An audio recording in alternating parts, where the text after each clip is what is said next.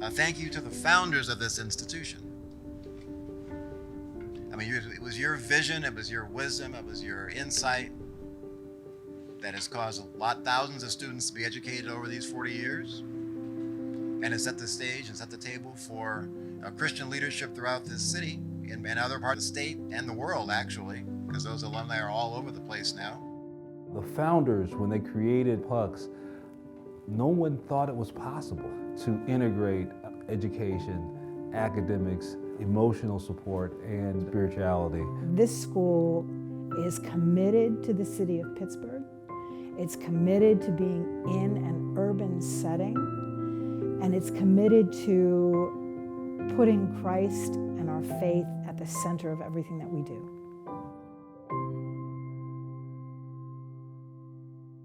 We were young, we were naive, we had a lot of energy. No money. No money, but that didn't seem to stop us from thinking about all kinds of wonderful things that we could do as believers. So we attended some conferences that were just held in the area by people who were very committed to the idea, and they instilled an excitement and a vision and a kind of like, wow, wouldn't this be amazing? I think it was sort of serendipitous that a number of us were talking about it at the same time.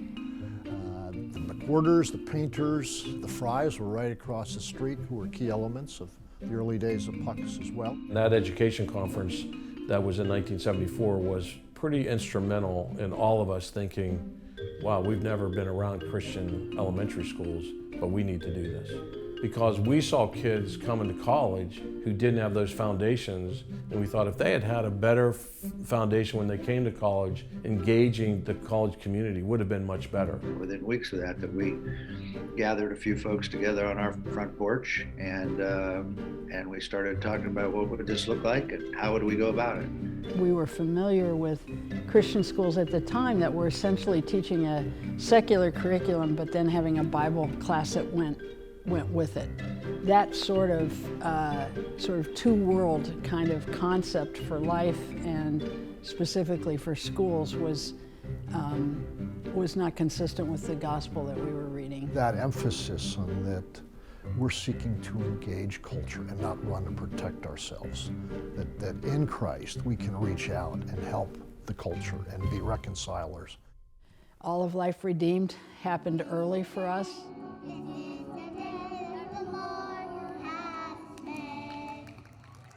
What marvelous love the Father has extended to us. Just look at it. We're called children of God. That's who we really are.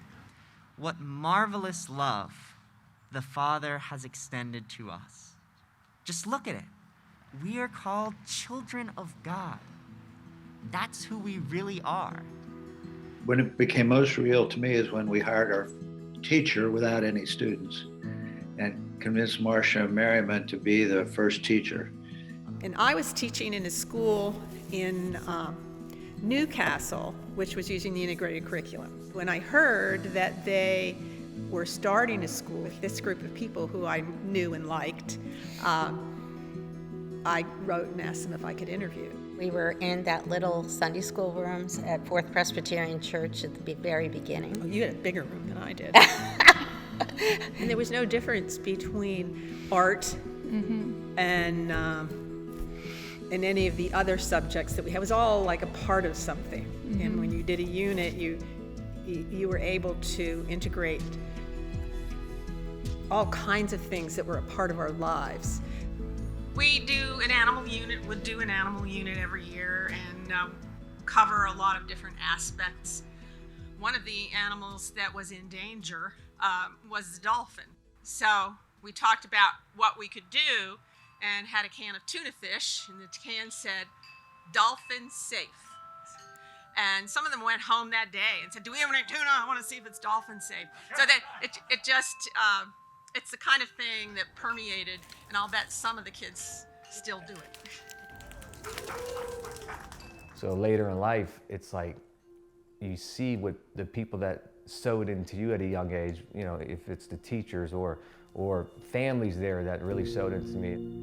PUCS is not a school. A lot of people look at PUCS as a school. It's not a school. It was a community that God brought together. We look at ourselves as a family. It's all about bringing the resources necessary to help our kids get to the next level. Volunteering, giving back, serve in inner city communities. It was instilled in me at a young age at PUCS.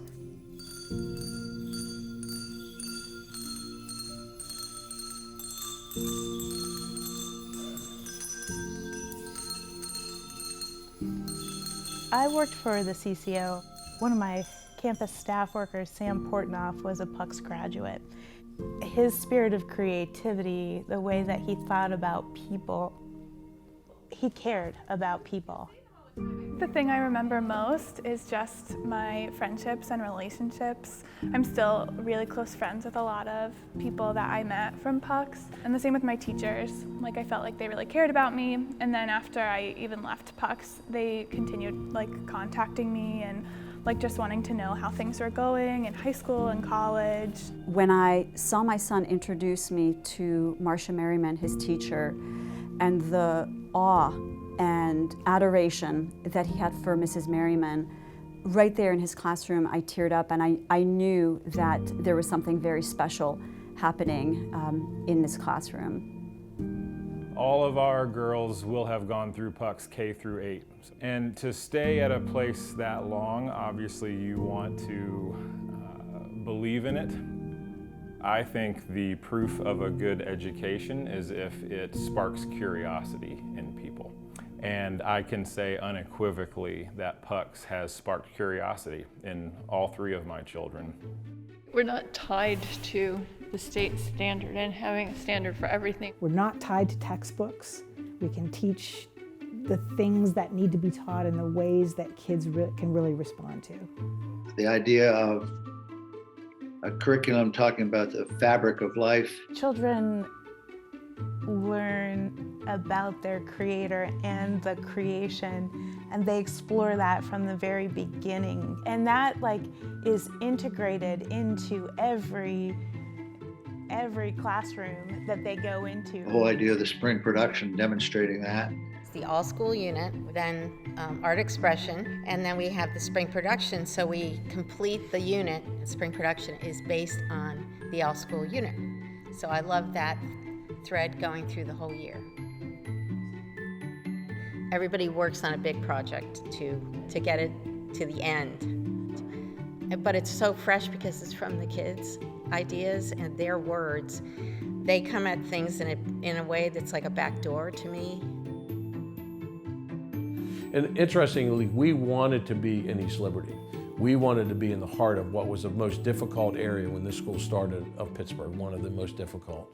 And I think reluctantly we went to Wilkinsburg. As it turned out, East Liberty has changed, been transformed, and Wilkinsburg is still the community that we wanted a school to be part of. It's pretty darn neat to see that amidst quite frankly, the brokenness of Wilkinsburg, that PUCS is rising up, that it's a known entity. When I first got here, it was just K through 5. So it's been the addition of the middle school, it's been the acquisition of 2 buildings. Now we own the whole community, and we now have the Girls and Boys Club, which we prayed over for years. I don't believe it. I just thought, that's incredible. Back when we started the school, the thought of owning one building or even part of one building was almost inconceivable. I think we thought we would be borrowing or renting space for forever. God just really came through in terms of providing the funding for both buildings. Unexpected, totally unexpected. So I think you take those kinds of things as confirmation that you're doing the right thing. There were constant moments along the way where the Lord provided the right person who either gave money or encouragement or a needed teacher, a certain board member that brought skills that we were really in need of.